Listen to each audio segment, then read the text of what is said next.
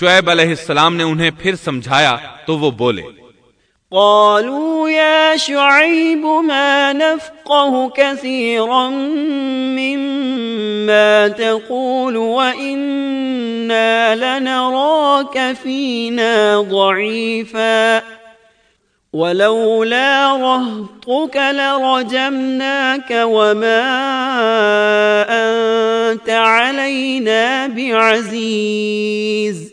اے شعیب، تیری اکثر باتیں تو ہماری سمجھ ہی میں نہیں آتی اور ہم تو تجھے اپنے اندر بہت کمزور پاتے ہیں۔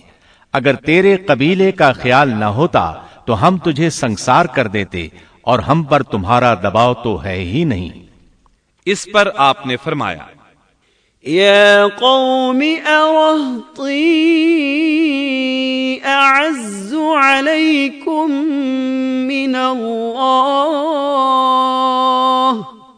اے میری قوم کے لوگو، کیا تمہارے نزدیک میرے قبیلے کے لوگ اللہ سے بھی زیادہ عزت والے ہیں؟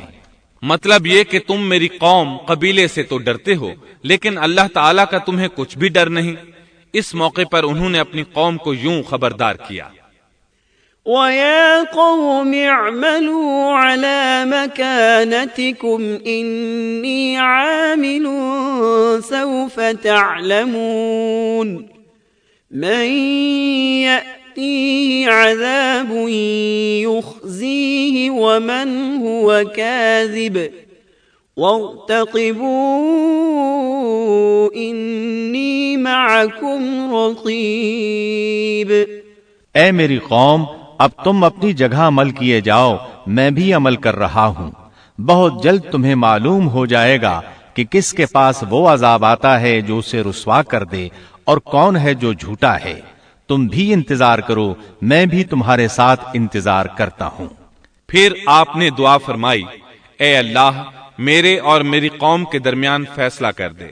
ادھر قوم کے لوگ انہیں بستی سے نکالنے اور سنسار کرنے کی دھمکیاں دینے لگے۔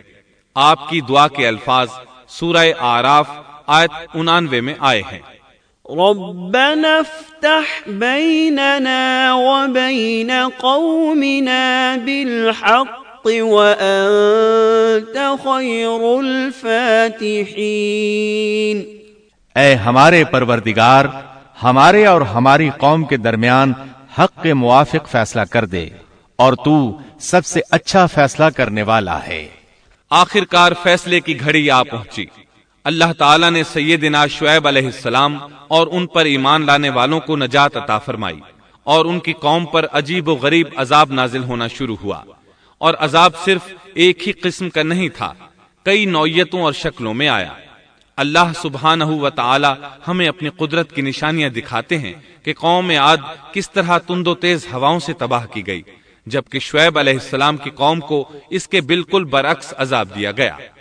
اللہ تعالیٰ نے ہوا کو روک لیا، حالت ایسی ہو گئی کہ ہوا بالکل نہ چلی، گرمی اور حرارت تیز ہو گئی۔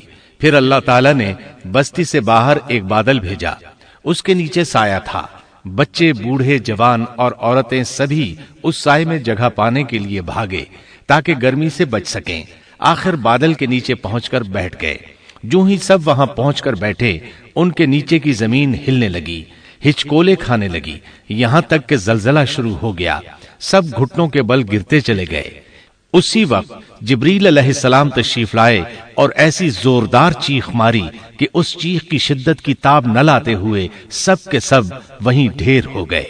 اللہ تعالیٰ سورۃ الشعراء آیت 189 میں فرماتے ہیں، فَأَخَذَهُمْ عَذَابُ يَوْمِ الظُّلَّةِ، پس انہیں سائبان والے دن کے عذاب نے پکڑ لیا۔ جب انہوں نے سائے اور ہوا کو گم پایا تو بادل کو دیکھتے ہی اس کے سائے کی طرف لپکے، لیکن اس میں تو عذاب تھا اور انہوں نے یہی تو کہا تھا، فَأَسْقِطْ عَلَيْنَا كِسَفًا مِّنَ السَّمَاءِ إِن كُنتَ مِنَ الصَّادِقِينَ۔ اگر تم سچے لوگوں میں سے ہو تو ہم پر آسمان کا کوئی ٹکڑا گرا دو۔ بس اللہ تعالیٰ نے آسمان سے ایسا ہی عذاب بھیج دیا۔ اللہ سورہ اعراف آیت 91 میں فرماتے ہیں، فأخذتهم الرجفة فأصبحوا في دارهم جاثمين. پس انہیں زلزلے نے آ پکڑا سو وہ اوندھے کے اوندھے پڑے رہ گئے. اللہ تعالی مزید فرماتے ہیں سورہ ہود آیت 94 تا 95 میں ہے وَلَمَّا جَاءَ أَمْرُنَا نَجَّيْنَا شُعَيْبًا وَالَّذِينَ آمَنُوا مَعَهُ بِرَحْمَةٍ مِنَّا وَأَخَذَتِ الَّذِينَ ظَلَمُوا الصَّيْحَةُ فَأَصْبَحُوا فِي دِيَارِهِمْ جَاثِمِينَ كَأَن لَّمْ يَغْنَوْا فِيهَا أَلَا بُعْدًا لِّمَدْيَنَ كَمَا بَعِدَتْ ثَمُودُ. جب ہمارا عذاب آ پہنچا ہم نے شعیب کو اور ان کے ساتھ تمام مسلمانوں کو اپنی خاص رحمت سے نجات بخشی اور ظالموں کو سخت چنگھاڑ نے آ پکڑا جس سے وہ اپنے گھروں میں اوندھے پڑے رہ گئے گویا کہ وہ ان گھروں میں کبھی بسے ہی نہ تھے. آگاہ رہو مدین والوں کے لیے بھی ویسی ہی پھٹکار ہے جیسی پھٹکار سمود پر پڑی. شعیب علیہ السلام اور ان پر ایمان لانے والے ان لوگوں سے دور کھڑے تھے. وہ ان کی طرف حسرت بھری نگاہوں سے دیکھ رہے تھے. سورہ آراف آیت 93 میں ارشاد ربانی ہے فَتَوَلَّى عَنْهُمْ وَقَالَ يَا قَوْمِ لَقَدْ أَبْلَغْتُكُمْ رِسَالَاتِ رَبِّي وَنَصَحْتُ لَكُمْ فَكَيْفَ آسَى عَلَى قَوْمٍ كَافِرِينَ. اس وقت شعیب ان سے منہ موڑ کر چلے اور فرمانے لگے اے میری قوم میں نے تمہیں اپنے پروردگار کے احکام پہنچا دیے اور میں نے تمہاری خیر خواہی کی پھر میں ان کافر لوگوں پر کیوں رنج کروں. اس کے بعد وہ دوبارہ مدین کی طرف لوٹ آئے کیونکہ مدین شہر تو باقی رہ گیا تھا صرف اہل مدین ہی تباہ ہوئے تھے. بعد میں لوگ آہستہ آہستہ مدین میں آ کر آباد ہونے لگے. مدین شہر پھر سے آباد ہو گیا اس کی رونقیں لوٹ آئیں. اب مدین کے اکثر باشندے مسلمان تھے. وہ مسلمان جو شعیب علیہ السلام کے ساتھ تھے وہ اور دوسرے علاقوں سے آنے والے کفار اب اس شہر کے باشندے تھے اور یہی وہ مدین شہر تھا جس میں سیدنا موسیٰ علیہ السلام تشریف لائے تھے. شعیب علیہ السلام کا قصہ اپنے اختتام کو پہنچا. اب ہم آپ کو اصحاب القریہ کا قصہ سنائیں گے. اصحاب القریہ کا قصہ اللہ تعالی نے سورہ یاسین میں بیان فرمایا ہے. اللہ تعالی اس سورہ کی آیت 13 میں فرماتے ہیں وَاضْرِبْ لَهُمْ مَثَلًا أَصْحَابَ الْقَرْيَةِ إِذْ جَاءَهَا الْمُرْسَلُونَ.